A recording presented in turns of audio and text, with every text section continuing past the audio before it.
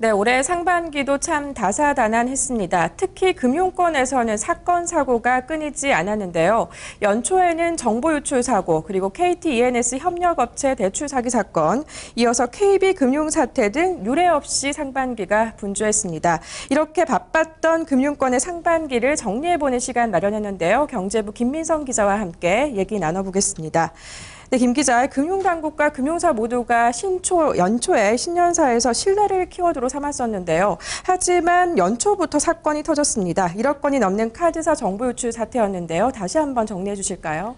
네, 참 아이러니하게도 새해가 밝은 지 일주일 만에 1억 400만 건의 정보 유출 사고가 터졌습니다. 개인정보 유출 사고가 이번이 처음은 아니지만 1억 건이 넘는다는 점이 그 당시 굉장히 큰 충격으로 다가왔었습니다. 금융권에서는 1997년 외환위기 이후에 가장 오랫동안 언론의 헤드라인을 장식했던 사고라고 표현하기도 했습니다.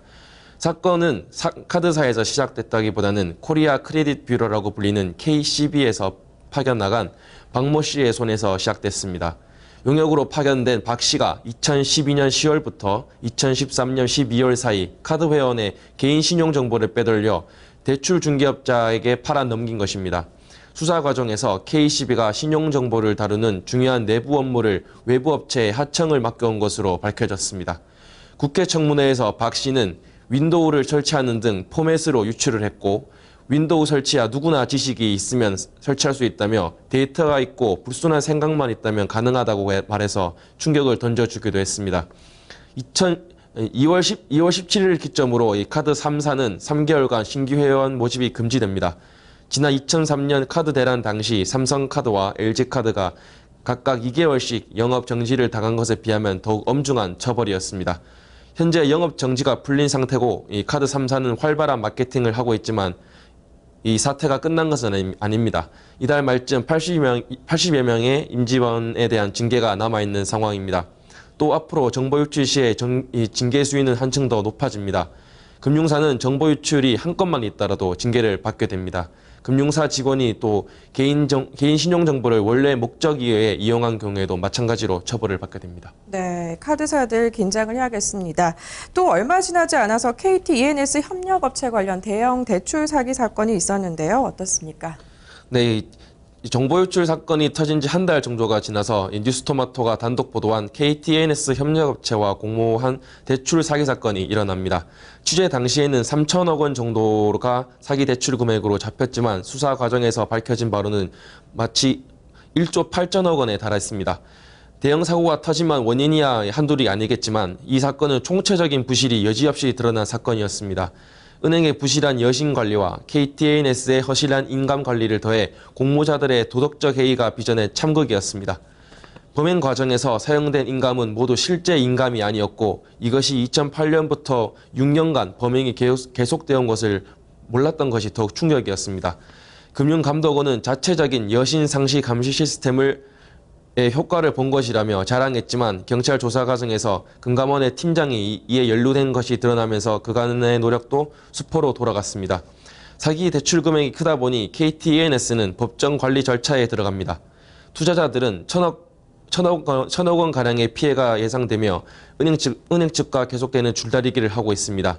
이 핵심 피해자인 전주엽 NS서울 대표는 행방이 묘연한 상황입니다. 많은 피해가 있었지만 전문가들 사이에 독자 신용등급 도입 논의가 활발해지고 있다는 점은 긍정적으로 평가받을 만합니다. 신용평가 시 모기업이나 정부로부터 후광을 받는 기업에 상대적으로 높은 등급을 주는 게 관행이었지만 이젠 상황은 달라진 겁니다. 네, 그렇습니다. 금융권을 흔들었던 사건이었는데요. 나름 긍정적인 성과도 있어서 다행으로 보입니다. 또 다른 사건도 살펴보죠. 현재 한창 이슈가 되고 있습니다. KB금융의 내홍과 사고인데요. 이번 사건도 좀 정리해 주시죠. 네, 간단히 정리해 드리자면 지난해 9월 KB국민은행은 도쿄지점 4억 원대 부당대출, 11월 국민주택기금 110억 원 횡령, 이번 올해 1월 KB국민카드 정보유출 사고, 2월 KT E&S 협력업체 대출 사기 연루 등, 그리고 올해 4월 부동산 허위 입금증 발급, 5월 전산 시스템 교체 관련 지주와 은행 간의 갈등, 이렇게 한 번에 말하기도 힘들 정도의 사건이 약 1년간 줄기차게 이어져 온 겁니다. 이 정점에 달한 건 최근 국민은행이 기존에 사용하던 IBM 메인프레임을 유니시 시스템으로 전환하는 과정에서 이명록 회장과 이건우 행장 간의 갈등이 불거져 나온 겁니다. 줄서기 인사, 낙하산 인사 등으로 말이 많던 KB금융에서 결국 CEO 간의 알력 다툼으로 더 이상의 조직의 의사결정 기능이 상실했다는 평가까지 나오는 상황입니다. 전문가들은 하나같이 더 이상 KB금융 회장과 행장의 정권의 낙하산 인사가 오지 못하게 해야 한다고 조언합니다.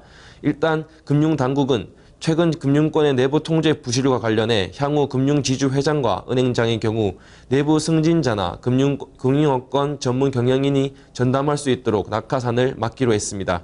한 금융계 고위 관계자는 낙하산 인사들은 전임들의 업무 성과와 경영 전략, 노하우 등을 발전적으로 이어갈 수 없는 데다 정부 정책 추진 등에만 주로 신경을 쓰기 때문에 내부 통제가 허술해져 각종 금융사고가 발생한다며 근본적으로 낙하산이 아닌 새로운 경영식으로 대폭 교체해야 한다고 강조했습니다. 네, 그렇군요. KB금융 손에도 꼽기 어려울 만큼 사건이 많았습니다. 인사가 역시 중요한데요. 상반기가 이처럼 금융권 잔혹했지만 하반기에는 좀 더 나아져야 되지 않겠습니까? 간단하게 전망 그리고 대책을 짚어주시죠. 네, 이 사실상 치욕적이라고 할 수밖에 없는 이 금융권의 상반기 결산서는 이달 200명에 달하는 대규모 징계가 마무리돼야 마침표를 찍게 될 전망입니다. 물론 이 징계만으로 해결되는 것은 아닙니다. 금융사 내부의 강력한 내부 통제와 주인의식이 무엇보다 필요한 상황입니다.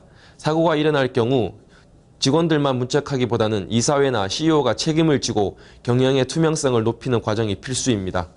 또 항상 사건이 일어나면 시스템을 개조하려고 하지만 진짜 문제는 사람에게 있습니다. 이 전신 금융 시스템을 갖고 있지만 사고의 유형은 후진국에서 일어날 수 있을 법한 사고가 생기기 때문입니다. 시스템을 바꾸더라도 누군가 한번 해먹겠다고 마음을 먹으면 사실 막을 방법이 없는 상황입니다.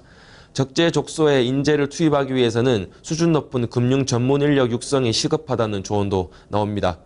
윤리의식은 무조건 기본이 되어야 하고 선진 시스템에 걸맞은 전문성이 있어야 금융사들의 수준을 한 단계 높일 수 있기 때문입니다. 네, 내부 통제 문제 그리고 인사 문제, 사람이 역시 우선인 문제들 좀 더 앞으로 진행이 좀 돼야 될 것 같습니다. 오늘 정리해 주신 거 잘 들었습니다. 말씀 감사합니다.